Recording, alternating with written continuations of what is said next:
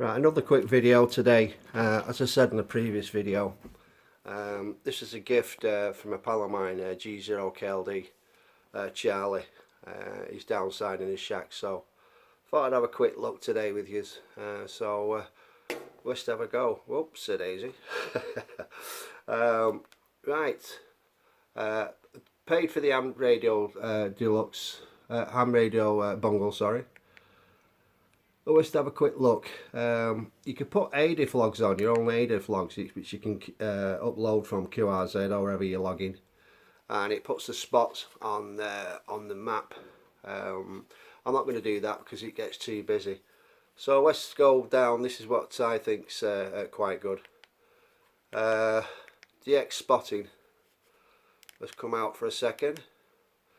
Yeah, DX spotting. So as you can see on the map, you can see which countries are talking to each other. So I find this one quite handy. A lot of this stuff I'm not going to use. It's just basically looking to see where what's the easiest band for me. And the map I've got it on is the Ham Radio map. So let's go into another one. Ham Radio bundles. Yeah, it was working this, and the pin number wouldn't show, and I got in touch with Geochron. It was very quick, got it working for me. So yeah, the pin number wasn't working. So a very good customer service from them guys. As you see, I can let's go back again. I've just put my call sign over the Geochron logo. As you can tell, I've set all this up. I'm just showing you guys to see what you can do with it. Another one that I like as well, probably the one I'm going to use the most, to be fair, is the MUF layer, maximum usual frequency. I've got it quite dull. I'll put it up in a minute. You can see it actually gets too busy. You can just see on the Geochron itself now. It's telling you what the frequencies are, the best usual frequency. Let's go back in here and let's put it up again. It gets too busy for me, so click on that. Yeah, as you can see, it's changing colour, but it gets too busy. So I like to let's go to 30. We'll have a look at 30. Let's get a big screen. Yeah, you can see the actual waveform where it's telling you what countries are in which band. For instance, at the moment it's saying that Great Britain is 35 and 33 megs, which is a good frequency. Looking at the States as well. I'm looking at this the other day, and you could tell when 10 meters was open. It's good. 27 megs, so yeah, 28's open into the States, and it's good into the UK, which obviously it's saying 32, but for 28 megs, so very good. Most of the activity seems to be on 28 megs at the present moment in time. Right, let's go back into this again. I like I said, I like this a bit cooler. Yeah, it's too much, so I just look at the frequencies that are coming in. So where was I? 30. Click on that. Yeah, that'll do me.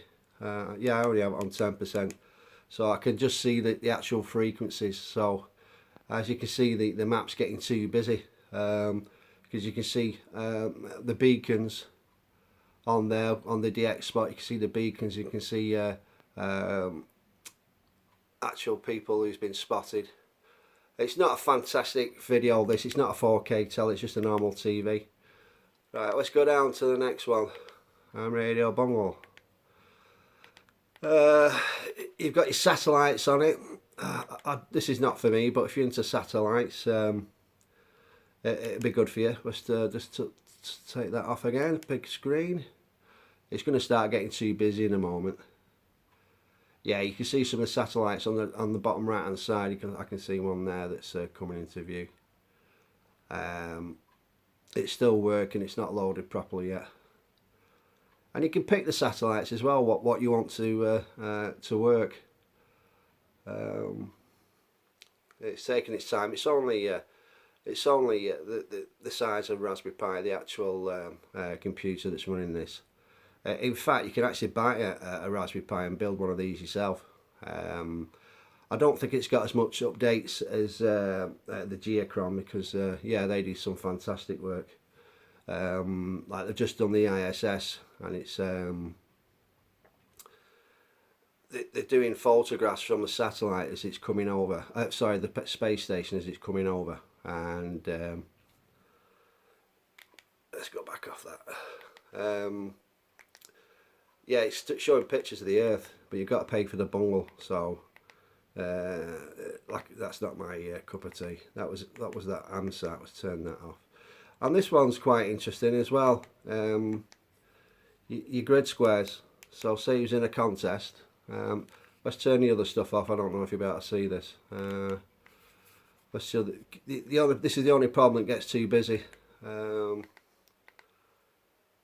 Our radio bundles. Let's turn DX spotting off for a moment, and turn the maximum use of frequency off. So yeah, there's the grid squares. Yeah, so that's better. Yeah, so if you're in a contest, you can see the grid squares, so that can be quite handy.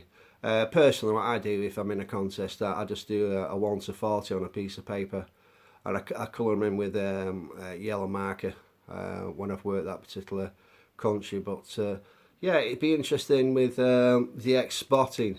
Let's have a look. That's the only problem. I've got to keep turning things on and off here. Yeah, so if I put the X spotting on again, which it'll come up in a second, you might be able to get that multiplier in that particular grid square. Yeah, it takes a few seconds for it to load.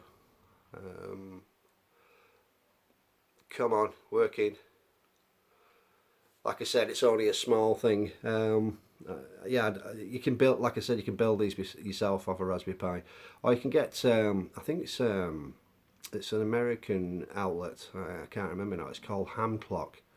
You can buy, which is it's about $400, $500, which is quite expensive. You're thinking you could buy a Geochron because it's got that much stuff on this.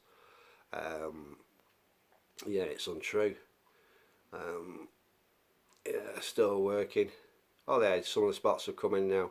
So yeah, so you can look at your grid squares and you can see what's coming in where, if you want that particular multiplier. So yeah, that's quite handy. Let's go back here. A bit of a waffle on this. At least I've got the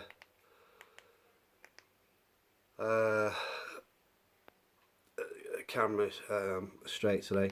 Right, next one. I use this one. This one's very interesting. I use this most. What do they call this? Terrestrial. What do they call it now? But basically, it's showing you solar flux. Solar terrestrial weather. Yeah, I use this one the most. On the right hand side, you can see the aurora. If we've got any aurora about on the Earth, but when we've been hit by CMEs. See, it's just updated now. But to the left as well, you can see your solar flux, the K index, etc. Same as you can on your QRZ page, to be fair, and other websites. And the one at the top, I've just got that on. It's for space weather, so I don't think we'll be flying out to space or trying to get in contact with people on Mars, but you never know, in the future we may do. HI. So yeah, this is the one that I use the most. So the three bungles that I actually have on all the time, just for my use, I put the DX spotting on and the MUF layer, but I have it on low, and I keep the solar terrestrial weather on. So this is how I usually have it most of the time. like I said, I've only had this a few weeks. I've just got the bungle, and like I said, the people at Geochron, they're fantastic. It was quite cool actually. Like I said, the previous keeper, this was my mate Charlie, and they got in contact with him saying someone's using your device, and basically he said that he'd give it to me, and I'd also sent an email saying that you know, he'd give it to me. So yeah, they were just checking up. So if you're going to pinch one of these, I think twice, because obviously it's going straight to your home address. Yeah, you can't see my call sign. I've actually got a pin on my call sign, like you can see, just on the left hand side of America. Quite high up actually. I thought it was in California, but perhaps that's going to rile a little bit. But anyway, you can see the Geochron headquarters, and yeah, the MUF. I'll just turn this down a little bit more actually. I'd just like to barely see it. MUF, might as well use on frequency over here.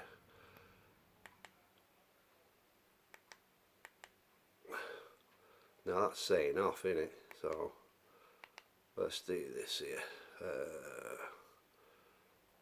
Click. I'll turn that down to 30. Yeah, that's better. Yeah, you can just see in the background the frequencies that are there, because it gets too busy. You still can't see my call sign, but there's a pin there. I can see it, but you probably won't be able to see it in the video. Just the pin on my QTH saying G0DTX. Anyway, a bit of a waffle, but just a quick look. Should you buy one? It's up to you. I've got to get a 4K telly for this, for the next thing. So everything keeps building up, doesn't it? This is the problem. But yeah, if you're interested in one of these, it's up to you if you buy it. I find it quite useful. Like I said, I've only had it for a small amount of time. But if I'm sitting down doing the radio, you know, you're going to give yourself a session. I point the TV towards where I'm sitting on the shack, and I just have a quick look round and see what's going on with the band. Solar Flux 10, what's the K index? If I can see that far with these glasses on. I'm sat on the settee at the moment. No, I can't see it. I can usually sit closer than this. This is why you need a 4K TV as well. The resolution is going to be better. It was at K, and it was at 4 last night. Let's go into shot for a second so I can see. I'm wearing 2 pair of glasses as well. What are reading glasses so I can see the more control, and seeing glasses for the TV. Noise floor S, MUF borders, la la la la la. I can't see the K index, but it's on there somewhere. Oh, K index is 1, so yeah, it's quiet. It was 4 last night, so the bands, especially the low bands, were quite noisy. So anyway, there you go, waffle. I hope you liked the video, and we'll see you again in the next one. Bye bye.